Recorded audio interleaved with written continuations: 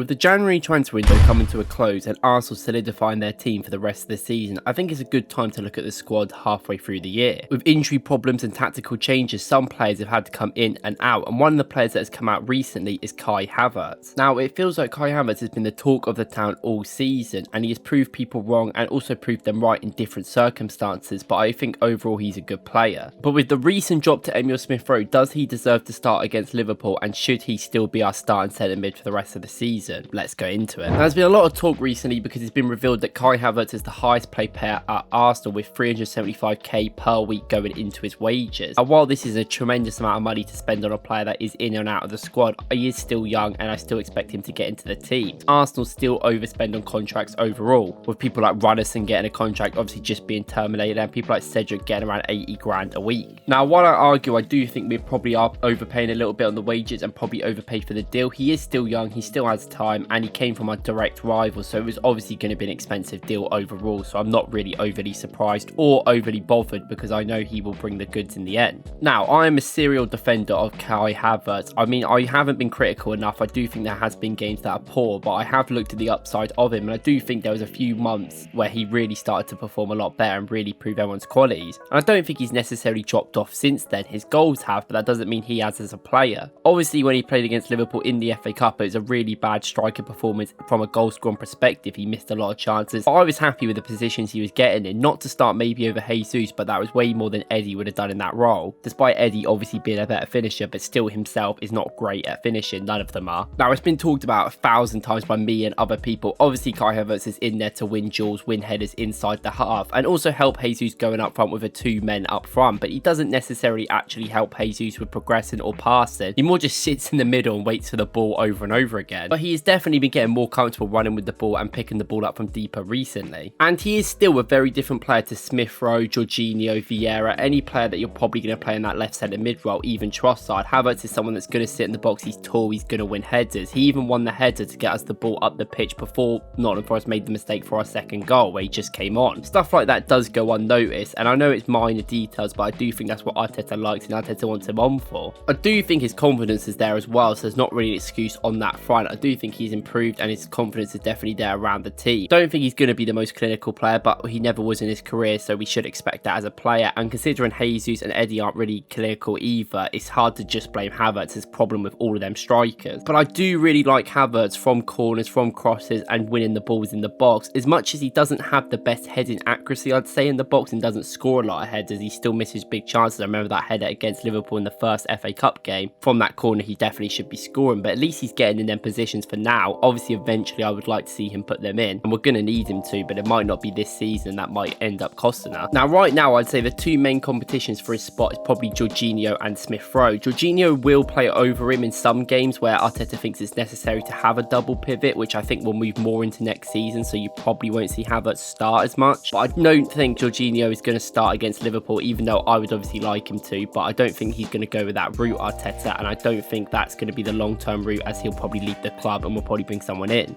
With Vieira and Partey still recovering from injury and have no idea when they're going to come back, because they should be back, but maybe in the squad this weekend, it'll be nice to see Havertz battle it out with Smith-Rowe yet again. Now, for one, I spoke very well about Smith-Rowe again in the game against Nottingham Forest. I actually rewatched the game and I think he did do well in the end, but I don't think there was enough there to really be excited about. I think there showed glimpses of him having real potential, and he needs to get a run in the team if you're going to really see that. But every game matters, and some massive game like this against Liverpool, is it worth risking Smith-Rowe, who I don't think was oddly effective against Nottingham Forest in that deep block? But in a sense, I do think we had a bit more control with Smith-Rowe. He's very good at running quickly with the ball, he's got great dribbling abilities, and he's a very much different player to Havertz. Havertz is going to get in the box and head the ball. Smith-Rowe isn't really going to do that. He's going to stand on the edge of the box and help the ball go to Odegaard with Rice. He can also help him play deeper, but he ain't going to be doing much physical tackles, which Havertz might be doing. He also isn't going to win as much headers as him, so against Liverpool, you might want that physical aspect of the side. They're not going to have Endo in there, but they might play Trent in midfield, and with them passes, you might need some intensity like Smith-Rowe on him, rather than Havertz being a bit off him and leaving him to where he is. And what I'd like to see is Smith-Rowe start again. Nothing against Havertz, I still want his physicality in there, and I'm going to go rogue and actually think Havertz should be up front. And I know a lot of people are going to complain about his finishing in the first game against Liverpool at the Emirates a couple of weeks ago, but he was in so many good positions. I know the double pivot with Jorginho helped him get the ball a lot and helped him make them runs, but the press in the style really worked with Havertz in there.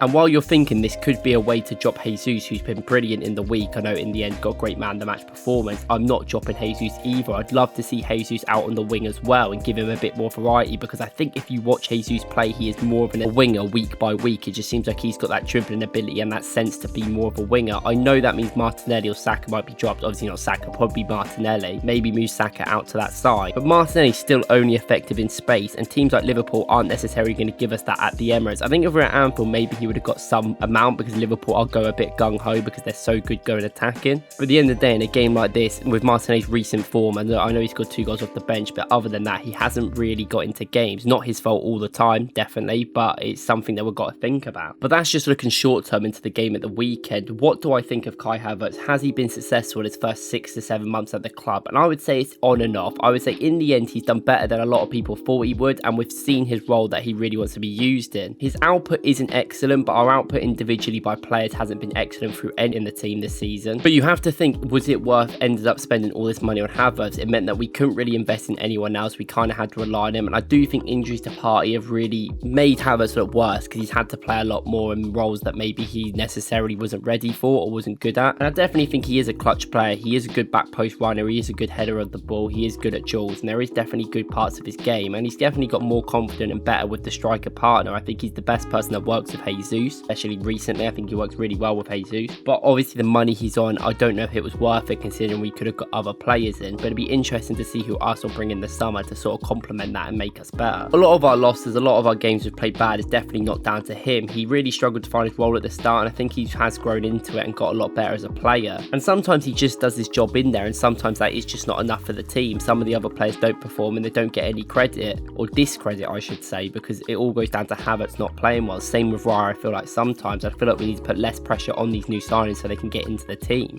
And look, we're in the long-term investment for Havertz. We spent 375k a week we spend on him. We spent 65 million on him. We bought him from Chelsea, and he's still a very comfortable young age, so he's going to be at the club for a long ass time. So we're just going to have to get used to it, and hopefully he can find a role. And even next season, I'm thinking he might get dropped if we bring another midfielder in, but it's always good to have depth, and he can definitely bring something different that I think a lot of players don't have in our team, even if sometimes we don't need that. What do you guys think of Kai Havertz, and what do you think about his performances for Arsenal? I know for one, I'm quite sympathetic to him, which a lot of people aren't. Fair enough. So let me know if you're not and you don't really like him and you think where the problems lie are down to him. Or maybe it's not even that deep, and maybe you just think he hasn't been necessarily good for the money we've spent so far, which I think is a valid opinion. Thank you for watching. This is my second video of the day, so if you want to go and watch my other video, my plan to do one Arsenal video a day and one video on a different Premier League team. Now obviously I'm an Arsenal fan, I prefer Arsenal, I love talking about them, and I love the fan base I've created, but I want to diversify my content and also talk about other teams which I'm interested in, such as the teams top of the Premier League.